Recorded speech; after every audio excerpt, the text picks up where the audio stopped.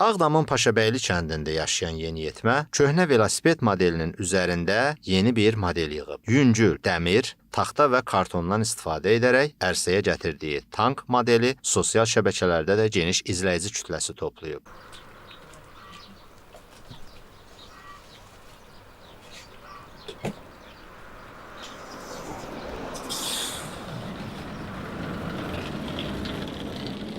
Məqsədi böyük hədəflərə doğru irəliləmək olan yeniyetmə bu modelin üzərində 2 aya qədər işləyib. Bu müddət ərzində onun ilk cəhdi uğursuz alınsa da həvəsdən düşməyib və növbəti modeli yığacam deyib. Amma bu onun üçün bir başlanğıcdır. Milli qəhrəmanımız Albert Avanovun şərəfinə yazılmışam. Hərbi texnikaların mühəndisi olmaq istəyirəm. Ramilin atası Sadiq əvvəllər oğlunun bu istedadına əhəmiyyət verməsə də, sonradan ona dəstək olmağa başlayıb. İndi o öz oğlunu gələcəyin müdafiə sənayesi mütəxəssisi kimi görməyə arzulayır. Mən həmişə istəmişəm ki, nəsə bir iş görsün.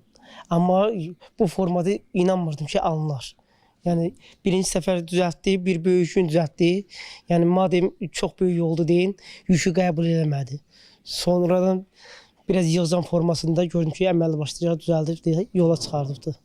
Dəstək olmağa hazıram.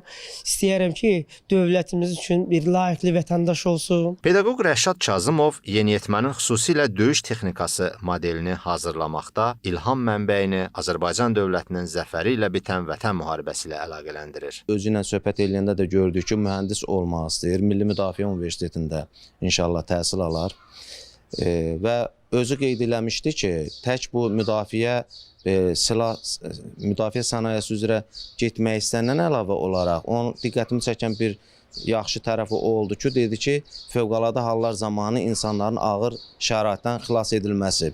Deməli, bu günləri bir vətəndaş olaraq bunun yetişməsində, yaxşı vətəndaş olaraq yetişməsi onu göstərir ki, bu sülh şəraitində hansısa bir işlər görər.